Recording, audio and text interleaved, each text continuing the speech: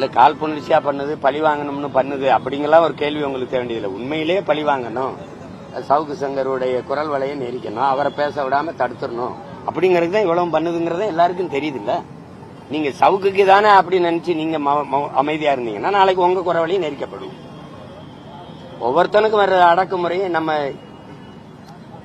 அடுத்த வீட்டு கூரை தானே எரியுது, தன் வீட்டு கூரை எரியலையேன்னு நீங்க தண்ணி எடுத்துட்டு வர தயாரா இல்லைன்னா நீங்க காலையில சாம்பலா தான் கிடப்பீங்க, நீங்க எந்திரிச்சு வர போறது இல்ல. அதனால இது சவுக்கு சங்கர் பிரச்சனை இல்ல, இது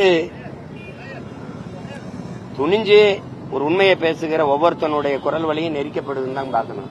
இன்னைக்கு சவுக்குக்கு, நாளைக்கு உங்களுக்கு, நாளைக்கு மறுநாள் எனக்கு இல்ல அவருக்கு, இதெல்லாம் நடக்கும். அப்ப அது ஜனநாயக நாட்டில் எந்த ஒரு கருத்துமே யாரும் சொல்லக்கூடாதுன்னு சொல்றது அது ஏற்புடையது அல்ல. அப்படிதான் நான் இதை பார்க்கிறேன்.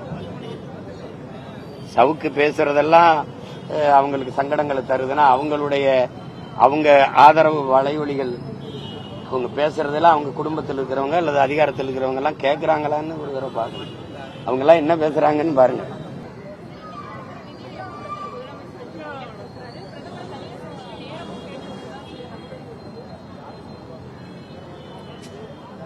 இல்ல எதுக்காக சந்திப்பாங்கன்னு இருக்குல்ல, பல்வேறு சூழல்கள் இருந்தது. பிரதமரை சந்திச்சு கோரிக்கை வைக்க, நமக்கு நிதி தரல, அதனால ஆசிரியர்களுக்கு சம்பளம் கொடுக்க முடியல அப்படின்னு புலம்பிக்கிட்டு இருந்த நேரங்கள்ல அவரை சந்திச்சிருக்கலாம். அவரை சந்திக்க உங்களுக்கு வாய்ப்பு இருக்கு. நீங்க கேட்டா நேரம் கொடுக்கறாங்க. காலையில உங்களை சந்திக்கிறாங்க, மாலையில தம்பி உதய சந்திக்கிறாங்க. அப்படி ஒரே நாள்ல எல்லாரையும் சந்திக்க முடியுது, உங்களால சந்திக்க முடியுது. அப்படி இருக்கும்போது எண்ணற்ற சிக்கல்கள் நமக்கு வந்தது. அப்போலாம் பேசி நீங்க சரி செஞ்சிருக்கலாம். இப்ப 3 நிதி ஆயோக் அந்த கூட்டத்தை நிராகரிச்ச நீங்க இப்ப இந்த நிதி ஆயோக் கூட்டத்துக்கு ஏன் போறீங்கிற கேள்வி எல்லாருக்கும் எழுது. அதுக்கு விளக்கம் சொல்லிருக்கணும், இந்த வாட்டி ஏன் போறீங்க அப்படின்னு. அது ஒருவேளை நீங்க அமலாக்கத்துறை சோதனைக்காக போறீங்களா அப்படி சந்தேகம் வருது இல்ல. அதெல்லாம் இருக்கும். அது ஒரு பெரிய விளையாட்டு.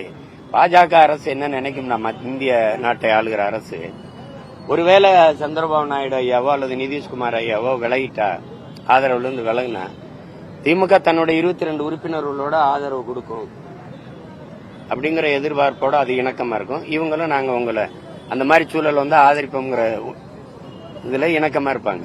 இல்லைன்னா இந்த பாகிஸ்தான் போற அதை ஆதரிச்சு பேரணி நடத்தின முதல்வர் நம்முடைய முதல்வர் தான். அதுக்கப்புறம் தான் டெல்லி முதல்வர், அவர் பாரதிய ஜனதா கட்சியின் முதல்வர். அந்த பெண்மகள் அவங்க பேரணி நடத்தினாங்க.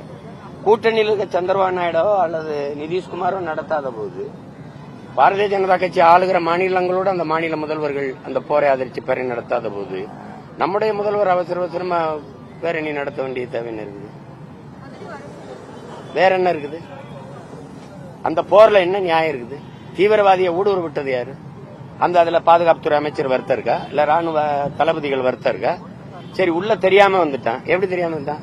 நீங்க என்னோட வாங்க, நான் பயணிக்க போறேன் வானூர்தியில. எத்தனை முறை சோதிக்கிறீங்க? ஆதார் கேட்கறீங்க, இடுப்ப சுத்துறீங்க, இங்க வண்டியில ஏறும்போது ஒரு தடவை சுத்துறீங்க, பின்னாடி கட்டு முன்னாடி கட்டுங்கிறீங்க, இவ்வளவு சோதிக்கிறீங்க. பரீட்சை எழுத போற என் பிள்ளைய மூக்குத்திய கலட்டுறீங்க, வீட்டுக்கு கொண்டு வருங்க. பார்டருக்குள்ள வந்த பயங்கரவாதி என்ன பண்ணீங்க? ஆயுதங்களோட இப்படி உள்ள வந்தான். சரி, சுட்டுட்டான். சுட்டபோது சுத்தி வளர்ச்சியா அவனை சுடல. அவன் பாதுகாப்பா தப்பி போற வரைக்கும் என்ன பண்ணீங்க? போர் தொடுத்தீங்க. உடனே இல்லையா 10 நாள் கழிச்சு ஏன் போர் தொடுக்கிறீங்க?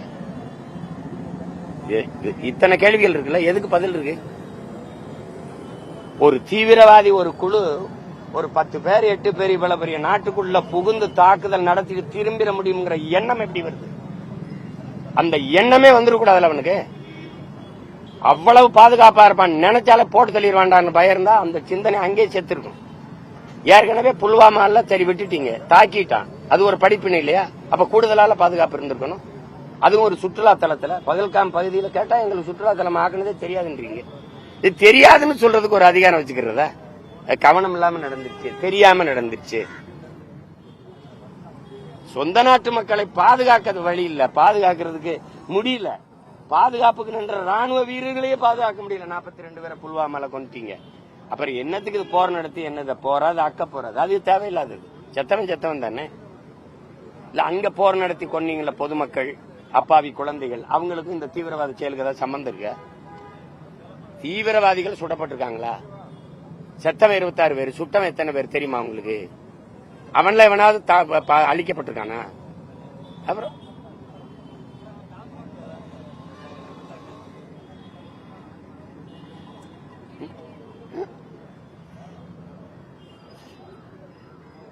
அதெல்லாம் இப்ப அதுல என் கருத்தை நீங்க என்ன எதிர்பார்க்கிறீங்க? அதுல ஒன்னும் கருத்து இல்ல. அவ்வளவுதான் நினைச்சா. வேற ஏதாவது கேள்விகள் இருக்க? தங்கச்சி, தம்பி, நன்றி, வணக்கம்.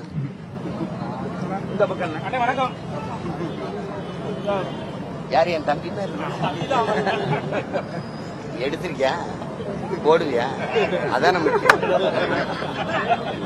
நீ கொடுப்ப அது பதிவாகுமாங்கிறத. பாய்.